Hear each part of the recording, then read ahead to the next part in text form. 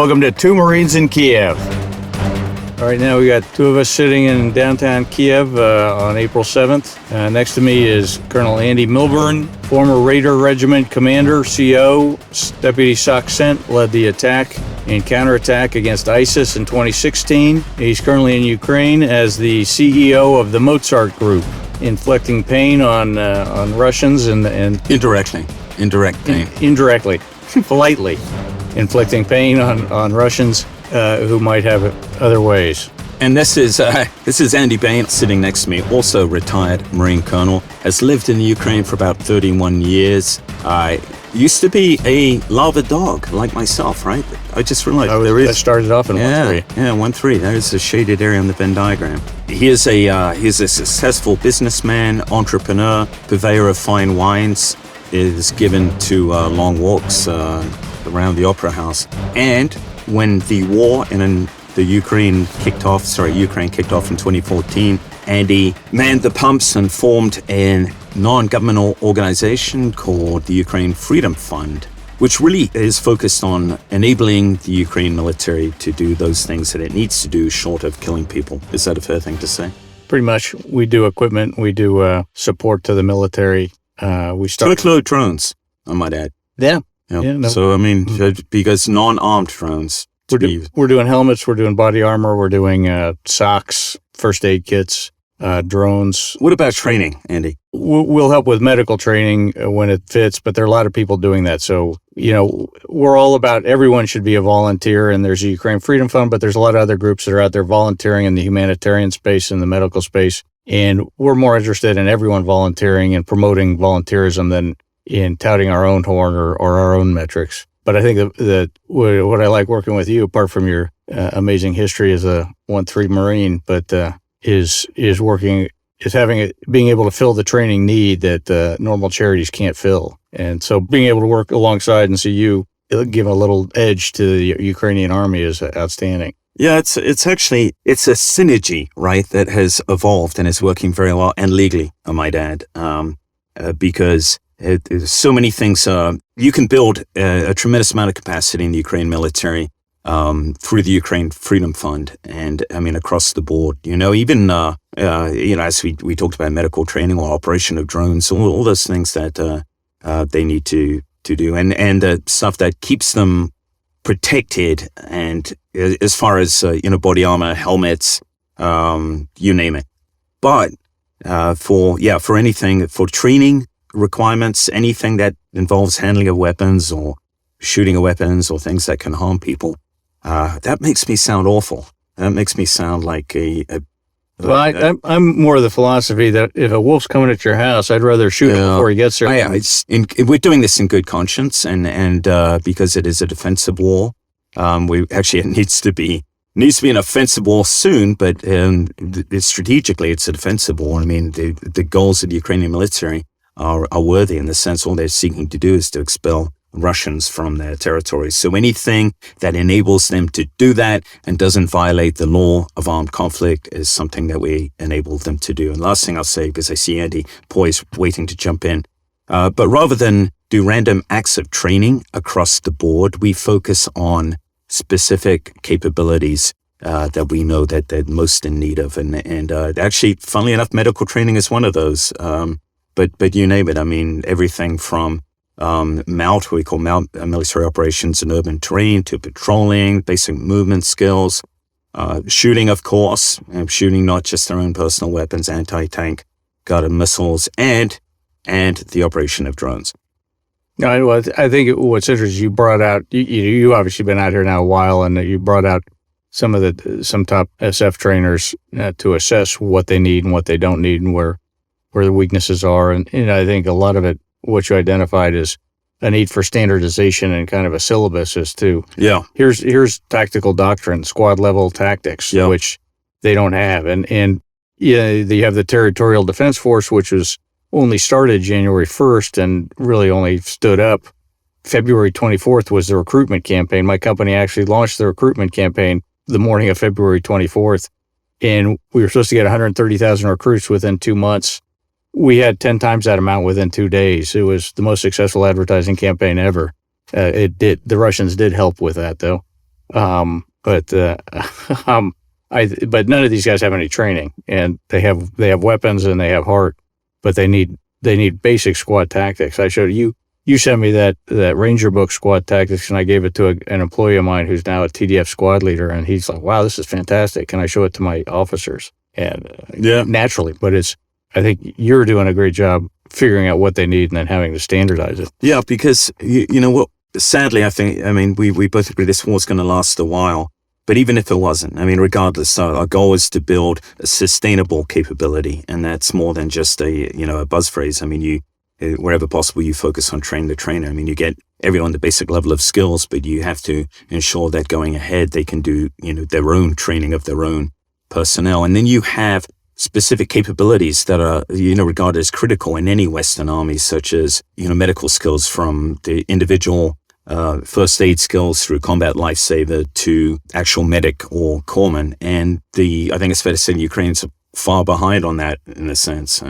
And so training them, enabling them to have a program, not just a group of guys who know how to do triple CC, is an important aspect. And going ahead, EOD or even just kind of EOD light, knowing enough to avoid getting blown up is going to be a significant challenge because remember our trip today? It wasn't that long ago. I know you're aging, but Andy and I went up to Irpin and Bucha, and recently, the scene of some heavy fighting, and the place is littered with cluster munitions. We didn't see booby traps. We're told there are also booby traps. So the point is, there's not exaggerated. I mean, there's been a number of casualties up there after the fighting, on the aftermath of fighting, from these sort of things. And we had an inkling of why, right? Which made us very nervous. There's a kind of a habit here of kicking at things on the ground that any private in 29 Palms will tell you will instantly have your platoon sergeant grabbing you by the throat. Yeah, it was a little worrying as basically everyone in uniform was picking up things or hopping in vehicles, and there was some stuff that looked interesting, but I wasn't about to touch it. No. But there's got to be a huge information campaign. I know we're in touch with European Command on a daily basis, and I know they're concerned about the unexploded ordnance and the IED threat, and there's got to be a huge information campaign teaching Ukrainians, including the military, what to beware of, what to be cautious of. But then picking up, the Ukrainians have been doing clever ambushes with laying mines to restrict Russian movement, and those are going to have to be cleaned up, on the assumption the Russians don't pose another threat to Kyiv, which some people think they might return. The question is, this is a good question for you, Anna. When do you start cleaning up ambush sites north of Kyiv? You have to do it now. You have to start now because there's a compulsion. You could see it today. Andy and I were behind a long stream of cars flowing back into the northern suburbs. People want to return to their homes. All of us can understand that. It's a visceral response. No one likes being a refugee. You want to get back home. And it's easy, unless you've seen people injured by UXO, then it's very easy to kind of minimize the threat and imagine it isn't there, but it is very much there. So concurrent with, with the support for the fight as it goes ahead, focused now on the east, has to be a comprehensive effort to clear up this UXO, or civilians are going to continue to die in these rear areas. Yeah, it was what I found interesting. They took us through several areas, but the one main battle area was on a street in Bucha that there were probably 10 or 11 BTRs and that had been destroyed by the Bayraktar drones. But it was almost surgical in the way they were able to destroy them on the street, but the houses on either side of the street, most of them weren't that badly damaged. No. A couple of them. And the ones that were, it's Russian artillery. I mean, that kind of wasteland look around, that was clearly artillery. Yeah. There were clearly areas that were badly hit, but I think the town doesn't need that much work, but it's the minefield and the unexploded ordnance that's going to be the real headache for that. What do they have to go down to 20 centimeters to make it completely clear by UN standards, which, That's it's a staggering task and absolutely astonishing. And to Andy's point, I had never seen anything like that. I mean, we are talking catastrophic kills, and you had to see these vehicles to understand what catastrophic kill meant. I mean, I remember seeing a track in Amtrak in Nazareth that had been hit by A-10s and they've kind of peeled open like a sardine can. This looked even more devastated. I mean, there were T-72s with the turrets ripped off, tracks torn off. I mean, it just eviscerated, and I assume the crews were all just incinerated inside the vehicles. Yeah, there's no way they could have. I took some close-up pictures of the interiors of that. They had just been burned alive. I mean, there's nothing left of the. But they did. Well, it was interesting but tragic. They had a burial site for the 300 people that the Russians had murdered. Just drunk. They said what, drunken? Yeah, they got drunk like it was a sport and dragged them out and shot them. But they also had. There were 4 Russian tankers that they were just left on the side of the road, and no one was touching them. You had journalists going up and taking pictures of them, and but they weren't gonna. They were just gonna leave them there to. Vadim, our driver, said we're leaving them for the Russians to come pick up because they don't pick up anybody. Yeah, and Vadim was from Irpin. He showed me. He pointed out his apartment to me, which he hadn't been back to because it had been shot up, and then his place of work, which looked like it had. Taking a few rounds as well. So, but he was, I got to say, he was in great spirits. I took a terrific picture of him and I sent it off to Martin Savage at CNN, see if they can use it. But he's a real character. You know Martin Savage at CNN? I do now. Okay, excellent. I've got some photos for you. I told him that I knew Andy Milburn, and all of a sudden people are contacting me. But back to the Mozart group. So, when I'm still talking about sustainable capability, and when talking about going into the offensive, we've got to up our game, and this is aspirational right now. But when I get to catch my breath, what I want to do is form an influence cell, focus on Russian morale. To the point of what Andy and I saw today. Russian troops waiting to deploy should see, right? Hey, this is what happens when TB2 drones attack a column of your tanks. I mean. I know none of this stuff's being broadcast back. And the same thing with the mass graves, but more focusing just on Russian military morale in country and perhaps families of them in Russia. And if you think that sounds too cynical, it's better to do it that way, surely, than, rely purely on kinetic action. So there's that aspect. But then there's also launching an offensive, far more difficult, complex task than fighting kind of a series of squad-sized delaying defenses, which the Ukrainians did very well instinctively. But now they're going to have to maneuver as battalions, brigades, and even divisions, and integrate combined arms. And the Russians' defense is their strong point. They lay reams of mines, they can mass artillery in minutes. And so, yes, I know I'm sounding pessimistic, but I just think that we all need to be prepared for a long drawn-out slugging match, and from our point of view, we are constantly going to keep ourselves updated on Russian techniques, tactics, and procedures, and looking for critical vulnerabilities at the same time, helping the Ukrainians plan these operations going ahead. I think the thing that astounded me most, I didn't expect the war to happen because I didn't think the Russians would be so stupid. I'd served with the Ukrainians in Iraq, and I know these guys, and I've been out to the front lines in Donbass over the years. And I've never seen a people pick up weapons as quickly as they have. It was on Maidan in 2014, 2013.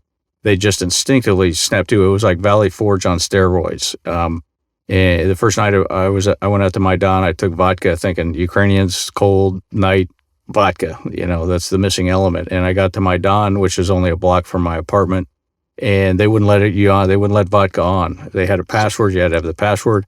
And you were forced to drink it. Yeah, later on. But no, I mean, there was no alcohol. The level of discipline on Maidan and the level of morale was just outstanding. And you see that right now across the country.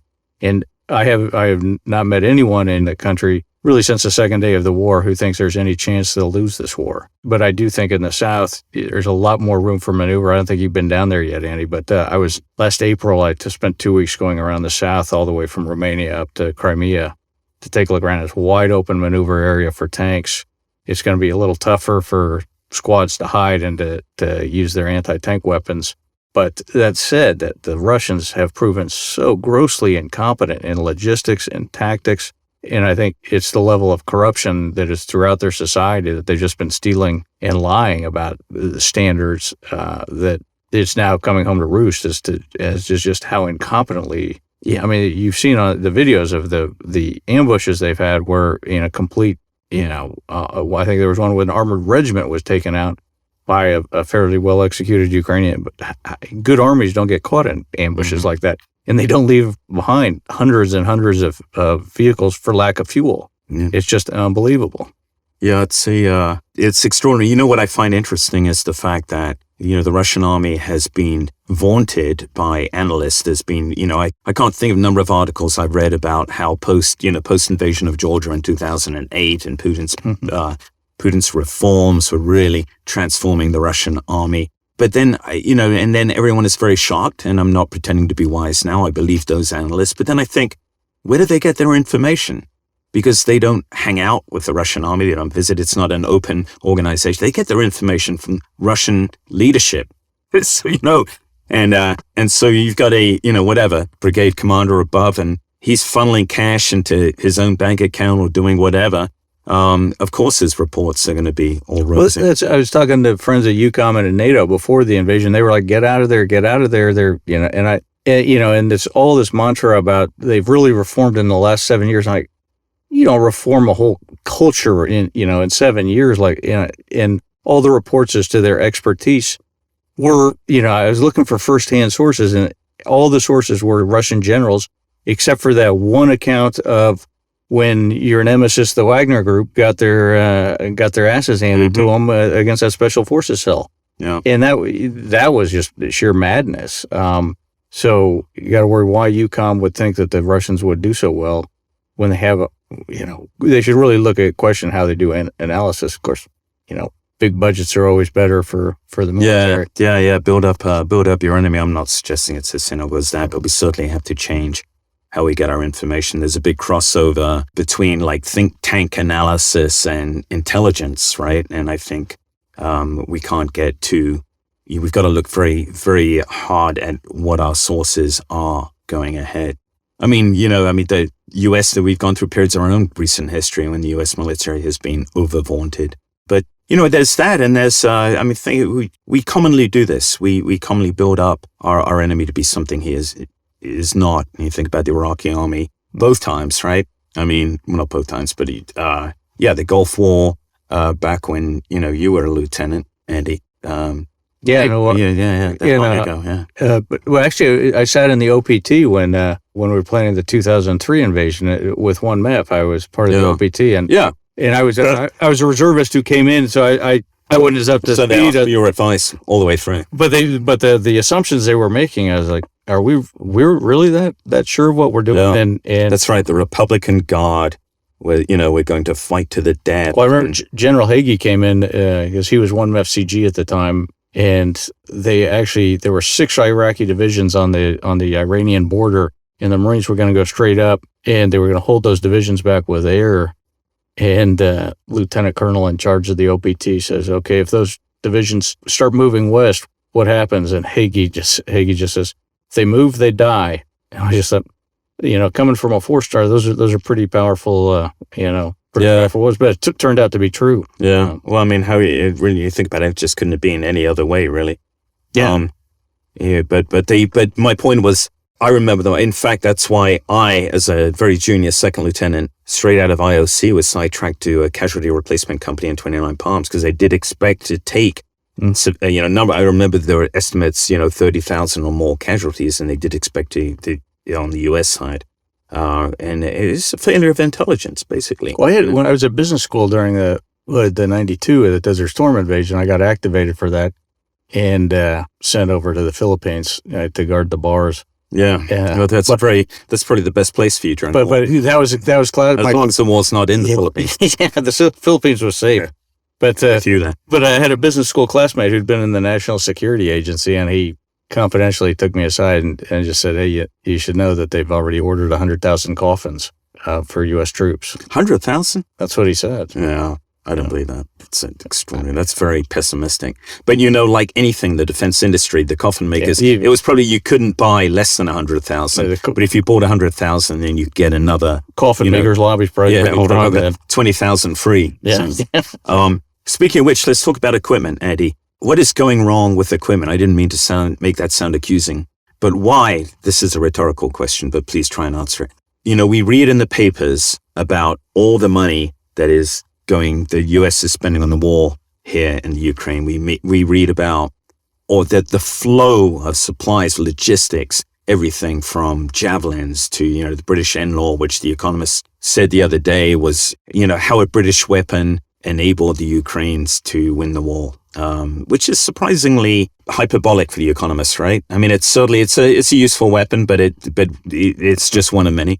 But anyway, and yet when we go to the front line, let me step back there. I don't want to pretend that we've been on the front line. When we go and talk to units that are on the front line, they seem to be short of everything, even the good units. And the good units may be better off as far as body armor and helmets, but they still lack everything from individual first aid kits, night vision, goggles, secure radios. I mean, it's amazing. So they are using cell phones and walkie-talkies, right? A lot of them are cell phones. I think the Russians are using cell phones too. That's good. I think the radio electronic warfare is pretty robust, but at the squad level, no one's listening to that. Yeah. But it's huge right now. The price of body armor has gone up fourfold as everyone struggles to get it for and it's all volunteers trying to get it for their families and friends. And everyone's competing for the same small market. It's there's people who are taking advantage of that, but there are other people who are trying to make it work. And I think in a couple more weeks, the price of body armor will come back down. And we're helping a group in Lviv, the Lviv Defense Cluster. They're making heavy steel plate body armor, which is good for the territorial defense force. It's not a strategic maneuver element, but and it's also good for the economy. We're trying to avoid the price gouging or getting screwed by the price gougers on the better stuff, but we're also trying to source that. But there's a deep need for the technology that the U.S. has, but it's the bureaucracy that is involved in that, in terms of, ITAR and foreign military sales and what authority needs. And then if you're bringing it into Ukraine, you have to fly it to Poland, who needs a transfer agreement for you to bring it in. And it's just the bureaucrats are having a field day. Yeah, and it's not anyone's particular fault. I don't blame anyone. I think we just have we have a lot of these entrenched. A lot of it is just entrenched type of regulations, and frankly, I don't think the United States has a very agile logistics supply system. No, I remember in 2003, I was at Camp Doha, the logistics base with the Ukrainian, and it was a miracle to see what America can do when we want to. We set up that base in a matter of months, and I was astounded at what we got. It's one of the few things, one of the most impressive things I've seen our government do is to do logistics, and complete with McDonald's and Starbucks.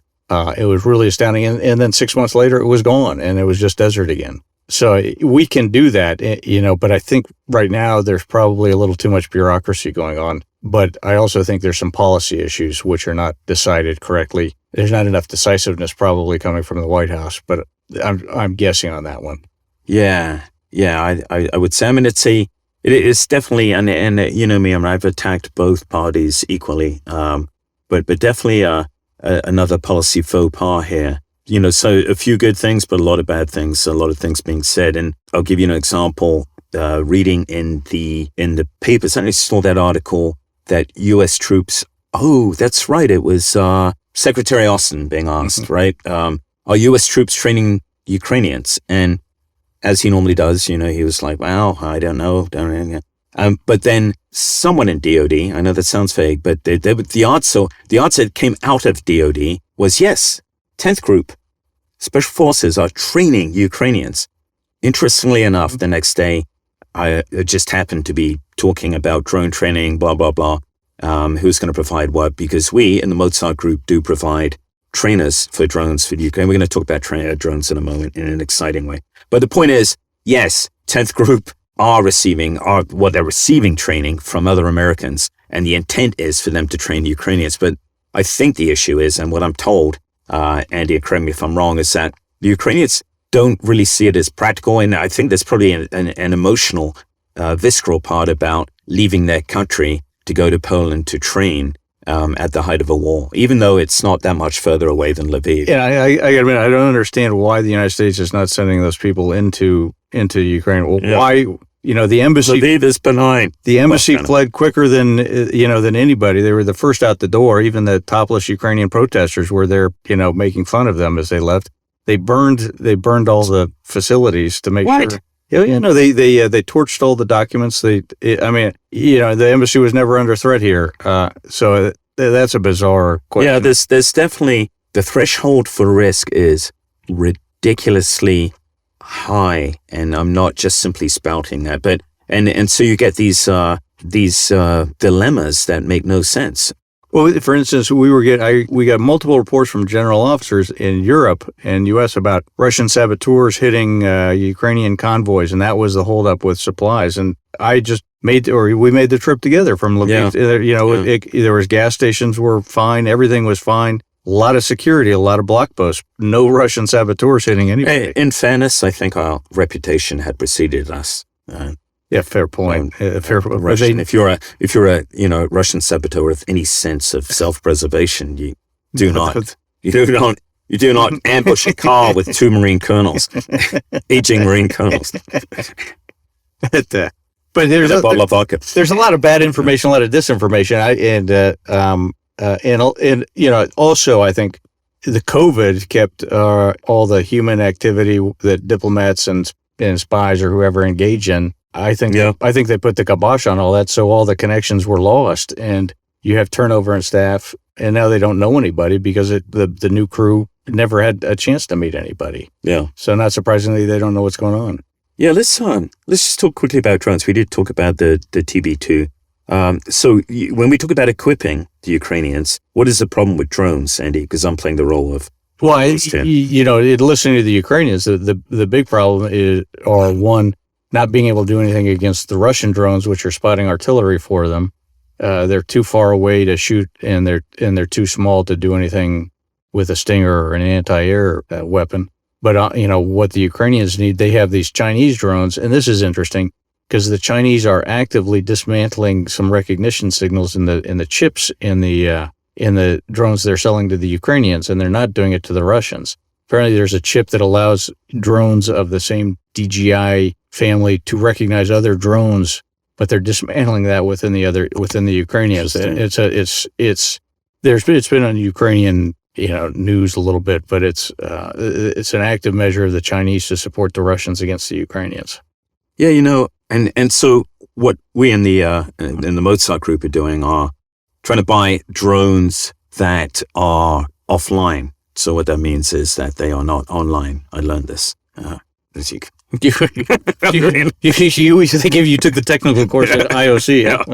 So offline means, I guess they don't, operate off Wi-Fi, whatever, and it's so much harder to jam or interfere with. And various other things, it's much harder to geolocate the launcher, the controller, et cetera, et cetera. But these things are expensive, for just like a Type 1 drone that flies with a range of 10 kilometers. You're paying $20,000 or more, and for a larger Type 2, I'm sorry to use technical terms, but 30 kilometers or more, you're paying anything from about anything up to $500,000. So the burn rate on donations is pretty quick. But I tell you what, just real quick, the reason why drones are so important is they extend the kill chain. And we in the U.S. military, this is one interesting thing. The Ukrainians are ahead of us in the U.S. military, understanding this down at the lowest possible level. And, I work with the conventional Marines on 29 Palms. The Marine Rifle Squad is no more lethal than it was when Andy Bain was a second lieutenant many, many, many years ago. It really isn't. The weapon systems are because it's more of a cultural faux pas. It's a gap. No one has realized that. And until you give a Marine Rifle Squad longer distance sensors so they can really see out further in front of them, but also the means to kill whatever is out in front of them, then you're really not in the 21st century. The Ukrainians understand that, and that's why not only do they use drones as sensors, but they adapt them just like simple quadcopters attach RPG-7s to them with an ingenious little adapter and use them as strike drones, even down at the squad level. So inherently, to your point, Andy, there's something embedded in national culture that makes them understand some of the kind of principles of modern war that Americans are struggling with. Well, Ukraine produces more software engineers than any country in Europe, at least, and it may be the second most of any country in the world. Maybe after Israel or something like. Well, I think they produce more engineers than Israel has every year. Yeah. But so they're very technically sophisticated and doing a lot of interesting things with the hacking and software, which I'm not even aware of. I hear scraps of what they're doing, and it's well beyond my level of comprehension on the hacking side of things. But they do, we've been to these battalions where they have labs doing 3D printers, putting tail fins on RPG rounds to put on a small drone. Tell them about the V-bits. First they do an RPG round with a plastic tail fin that they do, and then they put it on a little drone, carry it over a tank that's parked, and drop it on the guys who are hanging out outside. Great footage of that. But then they have these little in the parks here in Ukraine. I don't know if they do them in the States. They probably do somewhere, but they have these little places you can go, and your 2 or 3 year old kid can get in a little car and drive around and not go too fast. And they've taken those and they've turned them into vehicle-borne IEDs. IEDs that they just keep them off the side of a road looking innocent, and when a column comes by, they can from afar drive it right under a tank, and initiate an ambush or just take out one element. But very all very clever and very, very cheaply done. But it's typical of a partisan type warfare where they're taking what they have and making hell out of for the enemy. One thing to that point, it's made me think, there's a British historian, Max Hastings, and he excited some controversy when he writes about the Second World War because he pops some myths. And his point was, man to man, the German soldier was better than his British and US counterparts. And he makes an interesting observation. He says, but we should be pleased of that because it meant that our democracies have evolved more. And I've heard that, but the Marines were better. I also heard that. No, I honestly heard that. And so I think there's an element of truth in that. I mean, Ukraine's history has been very, very tough history. The climate is tough. It's been the scene of great barbarity, right? I mean, they've been overrun for the last couple 100 years. They've been overrun left and right. East to west, and they've always lost. This is the Cossacks. This is interesting because they have not lost and they're not being overrun. And I think it's very much. This is very much a landmark war. Hey, let me ask you something because you are an old Ukraine hand. So my impression in 2014 with Crimea and the Donbass is that the Ukrainian army did not put up a good fight. Is that true? No, you're incorrect for the most part on that. In Crimea, the phenomenon of the little green men confused a lot of people. Yeah. And so no one put up a fight and they just sort of took everything over because no one knew what really was going on. Yeah. But then when it got into battle in the east, in Donetsk and Lugansk, the Russians actually took about twice as much land as they had up until the war because the Ukrainians were able to muster and counterattack and take the land back. And there are actually some case studies on some of the armor raids they did that are quite astounding. You're talking this war or back in 2014? 2014. Oh, right. 2014. Okay. Which is. Oh, okay. So they did drive them back. Yeah, they took back half the land that the Russians were able to take, which, given how much the Russians' intelligence had crippled the military with corrupt ministers and the corrupt president all doing Russia's bidding, was quite astounding that they were able to do that. I mean, there's all kinds of things to learn about hybrid warfare, regular warfare, from the history of this country from 2014 till now. You know what I mean? The way that they are waging war is by our standards, by our, irregular warfare. But it is the face of modern warfare. That distinction between conventional and irregular just no longer makes sense, if it ever did. I'd say nothing. I wouldn't say anything's really changed. Just the life has gotten more complicated, and so there are more areas to fight in. But I do think that it's important to back up and look. Okay, who is Putin fighting, and he's not just fighting Ukraine. He's been fighting the United States, and he's been corrupting our institutions. He's acting the way a mafia boss would, or an aggressive businessman. You know, Procter & Gamble's an aggressive business. They see an open market, they go for it. Yeah. And, you know, a mafia don sees an empty neighborhood, he goes and takes the neighborhood. And that's what Putin's doing. He expands or he dies, and he doesn't plan on dying. So he is doing everything. You know, he can't fight the United States head on militarily, but he's corrupting our institutions. He's doing disinformation. Their whole military doctrine is now more focused. 80% of their efforts up until, you know, February were based on disinformation and information warfare. Yeah. Yeah, you know, to that point, when we talk about influence operations, think about this. So the Russian soldier in country or waiting to come in country is a very clear, persuadable target, right? The Russian population, not so much, because they are almost hermetically sealed information-wise. Yeah, there's a real. We've looked at this, and how do you reach these people? And it's difficult. They're shut off the internet. They're shutting down sites, and actually different internet platforms are taking off advertising or ways you would have out of sanctions. You know, they don't want anything to do with the Russians, and so they're shutting down the ways people would have of reaching them. But it's if the media is to be believed, there's a very interesting demographic divide between those who just swallow the party line, hook, line, and sinker, and those who don't, you know, and it's young and old, right? So I was listening to a BBC interview with a Russian student. He was saying, oh, you know, my parents are like pro Putin, but they watch TV. You know, they're not internet people. They get their news that way, and they always have, you know, I mean, they were alive in the Soviet Union. So, you know, one hopes that, you know, the truth is disseminating at least through a significant portion of the Russian population. But then the second part of this question is, does that matter? You know, what can they do?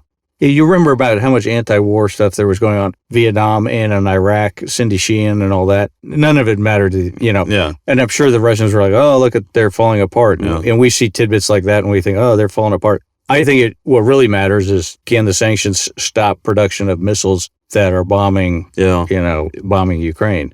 I think the Russians are tactically stopped. They're not going to be able to do much. They can bomb from a distance. But that doesn't solve the problem, right? Because they have to be evicted now. The only way there's going to be peace is with, and I'm a fairly firm believer in this, that three things that need to happen for there to be real peace is Putin out, the dismantlement of the security services, and denuclearization. Because without those, you have a ceasefire. You could have a very long ceasefire, but it's not peace. Yeah. Well, what do you think? I mean, it seems to me that anything short of a return to pre-war is a defeat for the Ukrainians. I think at this stage, I mean, strategically, the Russians have lost a lot of dudes. I think at this stage they have to take back their territory, to include Donbass, but probably not Crimea. At least Donbass, and I don't know if Crimea is a step too far or not. You know, you don't drop your claim to it, of course, but tactically, I haven't. Yeah, you know. I mean, it's that's a high bar. But if the U.S. would start giving planes, then you might have a better chance.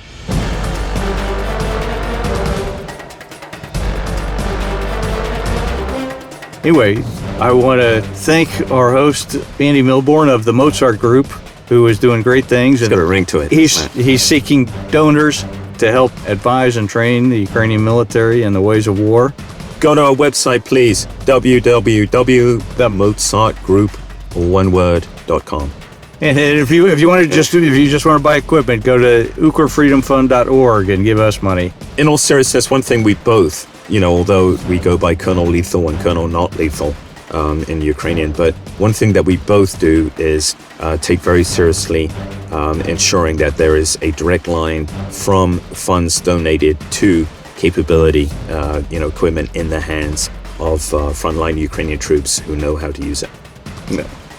Well, hopefully next episode, is that what they call podcast episode? Yeah. Since this is our first, I'm thinking we should have whiskey and we should have maybe a guest. Yeah. Since we're in Ukraine, let's find a Ukrainian guest. Yeah. Hey, who'd be a perfect guest? Daniel. Oh, he'd be a good guest. He'd be perfect. Yeah, let's get Daniel. And he's willing to brave all the shell fire that we braved to get here to the studio tonight in central Kyiv. Yeah, it was dreadful. I heard the sirens today. It was, Everyone, great talking to you. Thank you.